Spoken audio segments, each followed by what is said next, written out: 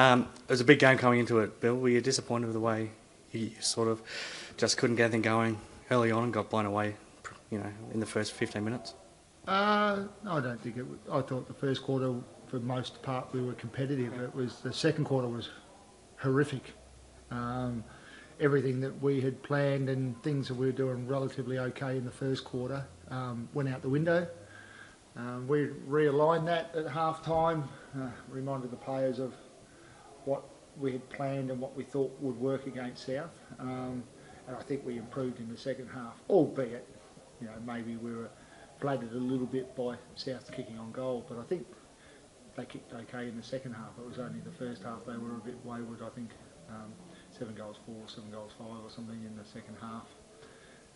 So look, there's a lot to learn from it.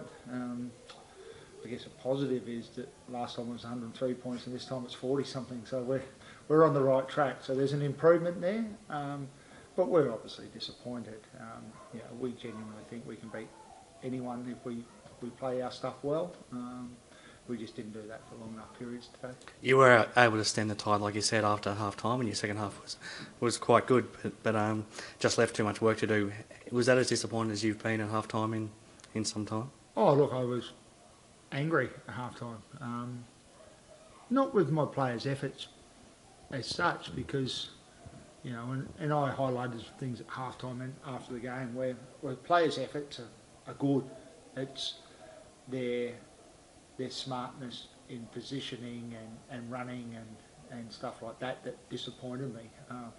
I'm rarely disappointed as the coach of the West Perth Football Club of the players, but they didn't follow instructions and they were hit between the eyes with that at half time. And to their credit, because that's what we weren't able to do early in the year. Got to half time, we fired a shot for about 3 minutes in that game at South Fremantle, and then we basically rolled over and they won by 100 points, and it could have been about 120. The Siren couldn't come early enough that day. Where today I'm actually hoping the game goes a bit longer. Probably until about the last 3 or 4 minutes again, I thought, here's a chance, we might be able to kick 3 or 4 late here and get it back to 20 or 30 points. But, the last 5 minutes, I think, gets that little hump in the game where you kind of, it's all over, and so you kind of, trying to limp to the line. South just seem to play this ground very well. I think they've won 7 of their last 9 here now, so for whatever reason. Yeah, look, it's a great surface out here, it's wide, and today the conditions were beautiful, and they're a very skilled side and they're a very well drilled side. So why they're good here, maybe better than other grounds, I don't know. I would dare say this is, and I don't know what their record Fremantle Oval is because I only care about when we play them as such, but there's a fair bit more space here than there is at Fremantle Oval, and that probably suits a number of their players. The first half in particular, the pressure in there, 450, you just struggled to get it out of there, and it seemed like every time you would try to move forward, you would turn it over and they would kick it back over your head. Was that not following the instructions like you talked about, or was it poor execution at times? Well, look, South are like a very good side in every area. Their defence is good, they tackle well, but we overused the handball. Now, I can't tell you right now, probably until I look at the tape, is that because we were making poor choices, or was it because their pressure was so good that it was forcing us to handball? But I think at one stage, during the second quarter, and one of the things we talked about at half time, I think Black had 4 kicks and 8 handballs, and Nelson had 5 kicks and 12 handballs, and Luke Meadows had 5 kicks and 11 handballs. So they're guys around the source, and we did ask them to kick more, and I think that improved. But without watching the tape, I don't know if it was all South's pressure. Obviously it was some of South's pressure, but whether it was all South's pressure why we handballed, or it was just some poor decisions. And it may have been, look, I'm not going to go too much into the instructions of how we set the game up, but I can tell you this, I wasn't asking our players to handball that much. And at one point we had, I think, 40 kicks and about 80 handballs or something as a side, and that's just not the way we like to play footy. So that improved in the second half. Those 3 guys you mentioned all had over 30 touches in the end. Do they need more help, or do they need to try to go forward a bit more and try to kick it a bit more in general? Oh look, they're all fantastic players, and they serve us well. But I think if there's something missing in the games of all of those players, if you compare that to the Schleus and the Kelly and the Cooks at South Fremantle and probably across the competition, we don't get a lot of goals from those guys. We don't specifically ask them to push forward, so they play a certain role. But I'd love them to get on the end of a few more. But look, it's a really hard one. I thought the midfield battle was good, but given the result and given the goals that were kicked by their mids or the effect inside forward 50, they probably got us in the end and probably significantly got us. Given the amount of ball they had inside 50, I think you would have been pretty happy with the job that Ben King did on Saunders and Hamilton on Shaw as well. Oh, I thought they were both fantastic. I think, and Ben missed a couple of shots. I think he kicked 1 goal 2 or 1 goal 3, whatever he kicked. But the goal he did get was a fast break and got Ben out the back. I thought Ben King was outstanding today. If it was just purely up to me, I thought he was our best player because I think Ben Saunders is the best forward in the competition.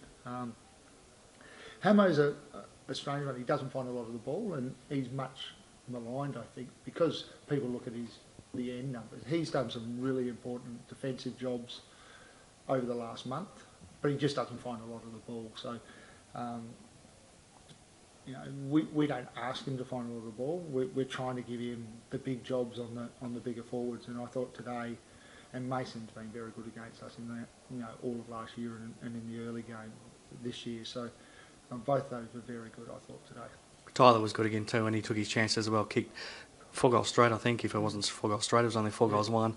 Took his chances, and he looks like he's getting more confident with his kicking. Yeah, look, I'm a huge believer that in time, 2, 3, 4 years down the track, Tyler's going to be the best key position player or key forward in the competition. He hasn't kicked great on goals this year, and it was good to see him finish straight this week, and he iced a really important kick last week against Swans late in the game as well. I was going through stats as I do and looking at the two. He leading in today, he had more scoring shots than Ben Saunders. He just not very accurate. So he could easily, had he taken opportunities that presented to him over the year, he could easily be top 3 in the goal kicking. For a 21-year-old kid, that we're building our forward line around, he's doing a fantastic job.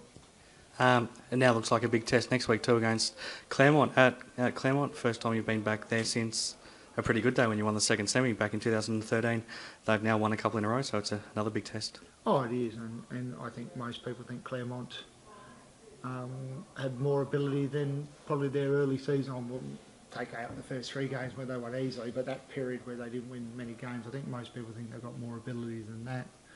They've obviously had a good win last week against East Fremantle, albeit narrow, and then they've got over the line, I think, convincingly against Swans today. So we know there'll be a challenge, but we're not afraid of that challenge. We know that even like today, in the 2 or 2.5 quarters we played well, we know we can match it with sides. We just need to make sure that we play the style of footy that we want to. Scott Simpson's been doing a great job in the ruck. He's probably undersized and out of position in some ways, but he's been doing a great job. Against someone like Mitch Andrews next week, do you need to bring in? Does Chris going to get his chance, or do you need to try something different? Oh, Chris, you must read the tea leaves pretty well. We've already started that conversation. Look, we don't know yet.